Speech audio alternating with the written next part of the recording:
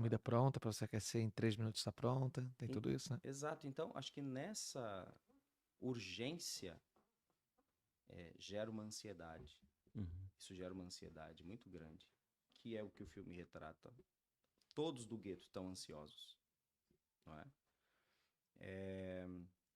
A gente não sabe lidar com essa ansiedade.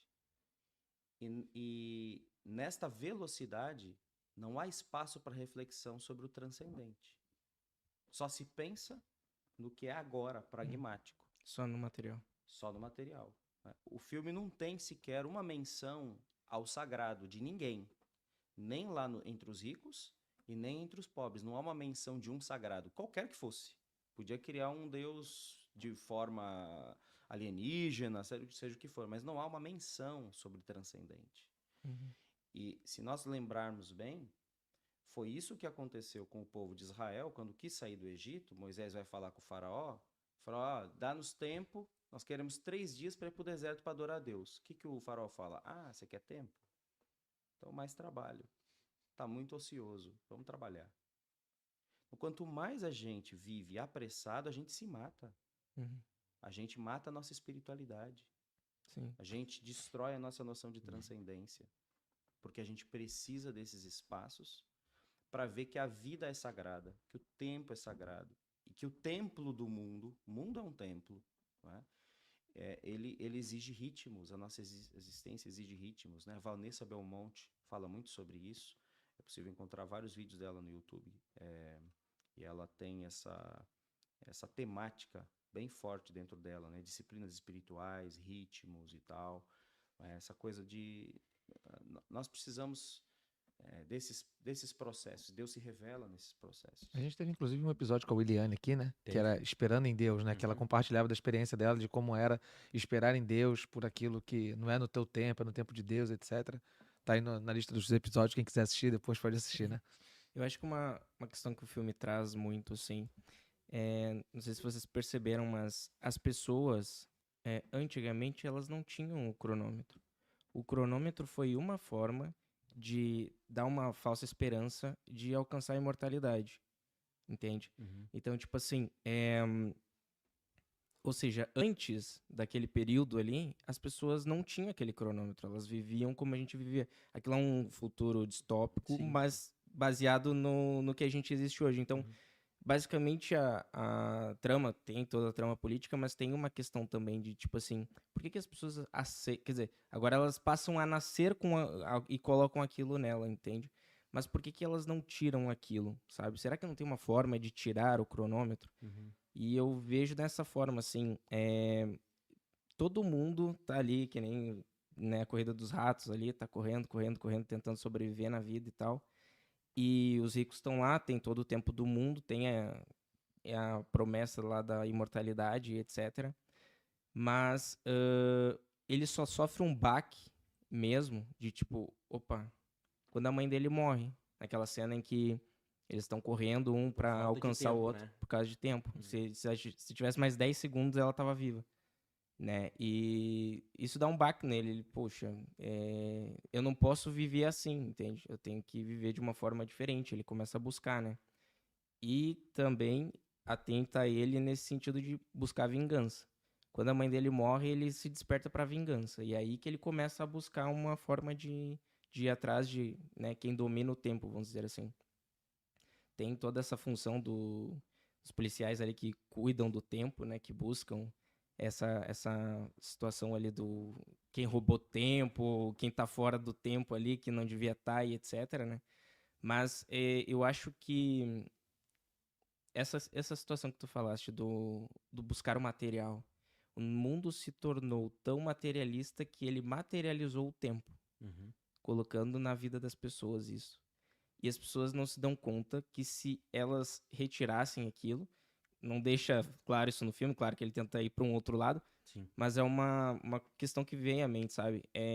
Se elas tirassem o tempo, elas não precisariam trabalhar para sobreviver, ou dentro daquela expectativa ali, entende? Elas poderiam buscar o transcendente, as coisas a mais na vida. Porque até quem tem todo o tempo do mundo vive uma vida materialista. Uhum. Os ricos estão lá jogando no cassino, vivendo, esbanjando, dando jantares, e é sempre em cima dessas coisas, sabe? Eles não buscam nem trazer uma justiça para o mundo. A própria polícia do tempo, se tu vê mais pra frente, depois lá naquela outra cidade dos ricos lá, ele é Acho que preso. é New Greenwich, né? Isso, Greenwich. é. Quando ele é preso, o policial, o Will Salas, que é o Justin Timberlake, vira pra ele e fala assim, vocês estão buscando ladrões do tempo, né? Essa sala aqui tá cheia deles. Vão lá prender eles. E ele fala assim, tipo... O policial fala pra ele que, assim... basicamente, ele fala assim... Eu não tô aqui pra justiça. Eu tô aqui pra ordem. Uhum. Basicamente é isso. Que é basicamente para controlar o sistema, o funcionamento do Exatamente. Eu não tô nem aí se isso é justo ou não. Se eles roubaram ou não. Eu só tenho que controlar o sistema, manter a ordem. É basicamente isso que ele impõe ali sobre essa situação. Né? Olha, eu queria voltar aqui para abordar 3 pontos dessa parte inicial do filme que a gente está falando. O primeiro ponto, quando a gente fala dessa questão do Messias, né? Assim, já que a gente tá falando de cultura, né? O Joseph Campbell vai trabalhar a ideia do mito do jornada do herói, né? Em toda a construção cinematográfica, dramatúrgica, literária, etc. Ele diz que há uma espinha dorsal da construção de uma narrativa que é a jornada do herói, que vai construir aquele personagem que suga a audiência, digamos assim, para poder se agarrar nele e dizer, eu tô com esse aqui até o fim. E quando nós olhamos, é normal qualquer filme, nesse caso é o Will Salas, é o herói do filme, digamos assim, que se a gente for para qualquer outro filme, a gente vai sempre achar esse personagem, e é normal que a pessoa se identifique com ele, que é a figura messiânica que a gente está falando aqui. Quando a gente olha para a figura messiânica, ela traz muitos problemas, quando ela não é o verdadeiro Messias, que é Cristo Jesus. Por quê? O próprio povo de Israel passa por isso ao longo de todo o texto bíblico, ao longo de todo o decorrer do tempo deles, né? Por exemplo, o período dos juízes é marcado por isso. Até o estudo do livro de Juízes vai mostrar o ciclo dos juízes, que é o quê? O povo está em desgraça, porque se afastou de Deus, volta a Deus, pede um salvador, um Messias, um herói. Deus levanta alguém dentre o povo, liberta o povo de alguma opressão ou de alguma perseguição. O povo se volta novamente para Deus, mas com o passar daquele tempo, se desvia novamente, inclusive aquele herói, e se perde de novo e volta todo aquele ciclo. Durante todo o período de juízes é assim. Mas por quê?